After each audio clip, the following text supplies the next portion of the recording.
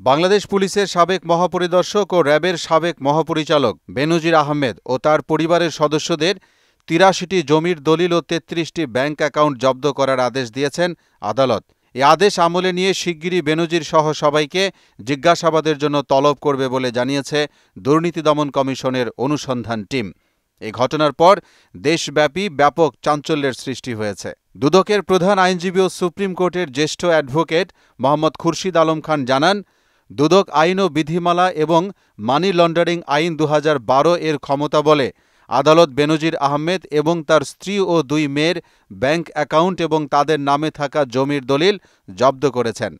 এখন তারা এগুলো ট্রান্সফার করতে পারবেন না। এগুলো সবই করা হয়েছে অনুসন্ধান কাজের অংশ হিসেবে। এখন পরবর্তী অনুসন্ধানের প্রয়োজনেই তাদের জিজ্ঞাসাবাদের জন্য তলব করা হতে পারে। গত ৩১ মার্চ একটি পত্রিকায় বেনজিরের ঘরে আলাদিনের চেরাগ শিরোনামে একটি প্রতিবেদন প্রকাশ করা হয়, যেখানে তার অর্থ সম্পদের বিবরণ তুলে ধরা হয়।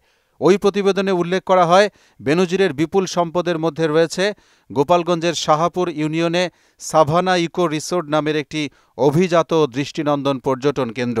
ওয়ালটন ফ্রিজ কিনে অনেকের মতো আপনিও হয়ে যেতে পারেন মিলেনিয়াল। সেরা পণ্যের সেরা অফার। এছাড়া তার স্ত্রী ও ২ মেয়ের নামে দেশের বিভিন্ন এলাকায় অন্তত ৬টি কোম্পানির খোঁজ পাওয়া গেছে। ৫টি প্রতিষ্ঠানে বিনিয়োগের পরিমাণ ৫০০ কোটি টাকার বেশি। প্রতিবেদনে দাবি করা হয়, ঢাকার অভিজাত এলাকাগুলোতে বেনজির আহমেদের দামি ফ্ল্যাট, বাড়ি আর ঢাকার কাছের এলাকায় বিঘার পর বিঘা জমি রয়েছে।